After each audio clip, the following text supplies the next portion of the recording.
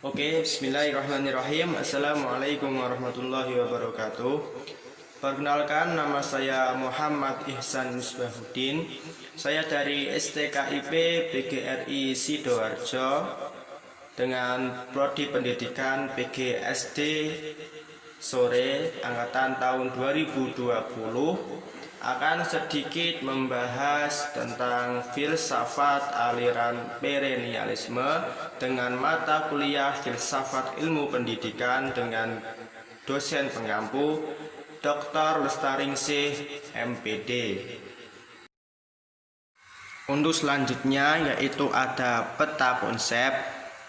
Pada aliran perennialisme kita akan membahas tentang yang pertama ada pengertian aliran perennialisme, yang kedua ada konsep dasar aliran perennialisme. Oke, langsung saja. Yang pertama ada pengertian aliran perennialisme. Aliran perennialisme adalah suatu aliran dalam pendidikan yang muncul pada abad ke-20.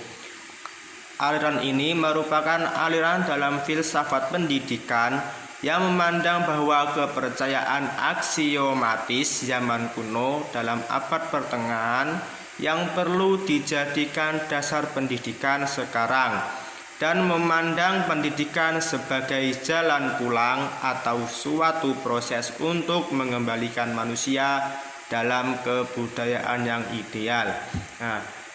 Pada aliran ini di sini muncul pada abad ke-20 dan mempunyai pandangan tentang pendidikan, yaitu memandang pendidikan sebagai jalan pulang atau suatu proses mengembalikan manusia dalam kebudayaan yang ideal.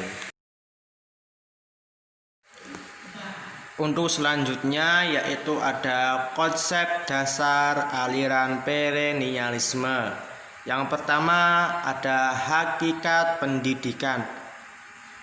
Hakikat pendidikan, kaum perennialisme memandang education as culture regression, yaitu pendidikan sebagai jalan kembali atau proses mengembalikan keadaan manusia sekarang seperti dalam masa lampau yang dianggap sebagai kebudayaan ideal.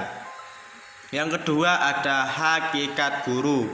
Yang pertama, guru mempunyai peran yang dominan dalam penyelenggaraan kegiatan belajar mengajar di dalam kelas. Yang kedua, guru hendaknya adalah orang yang menguasai cabang ilmu yang bertugas membimbing diskusi yang akan memudahkan siswa dalam menyimpulkan kebenaran yang tepat tanpa celah, dan dipandang sebagai orang yang memiliki otoritas dalam suatu bidang pengetahuan dan keahlian tidak diragukan. Ada hakikat murid. Hakikat murid dalam aliran perennialisme merupakan makhluk yang dibimbing oleh prinsip-prinsip pertama, kebenaran yang abadi, pemikiran, mengangkat dunia biologis.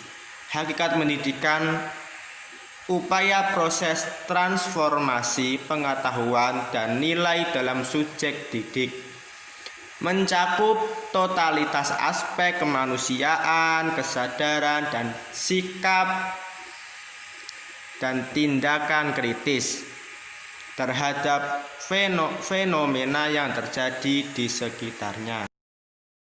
Selanjutnya ada kelebihan dan kekurangan. Yang pertama, kelebihan dari aliran perennialisme. Yang pertama adalah perennialisme mengangkat kembali nilai-nilai atau prinsip-prinsip umum yang menjadi pandangan hidup yang kokoh pada zaman kuno dan abad pertengahan. Dalam pandangan perennialisme, pendidikan lebih banyak mengarahkan perhatiannya kepada kebudayaan yang ideal yang telah teruji dan tangguh. Yang kedua, kurikulum.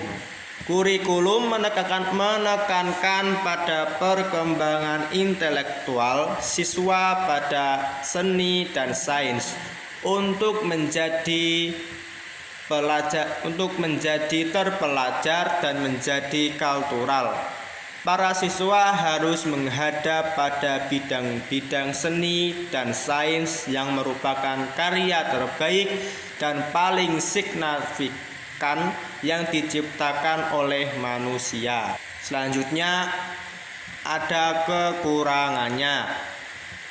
Yang pertama, pengetahuan dianggap lebih penting dan kurang memperhatikan kegiatan sehari-hari. Pendidikan yang menganut paham ini menekankan pada kebenaran absolut, kebenaran universal yang tidak terkait pada tempat dan waktu. Aliran ini lebih berorientasi ke masa lalu. Yang kedua, aliran perennialisme kurang menerima adanya perubahan-perubahan karena menurut mereka perubahan banyak menimbulkan kekacauan, ketidakpastian, dan ketidakteraturan, terutama dalam kehidupan moral, intelektual, dan sosiokultural. Nah, mungkin itu saja yang bisa saya sampaikan. Mohon maaf bila ada keliruan atau ada kurang tepat pada saat menjelaskan materi, dan semoga video ini bisa bermanfaat bagi kalian semua. Akhirul kalam, wassalamualaikum warahmatullahi wabarakatuh.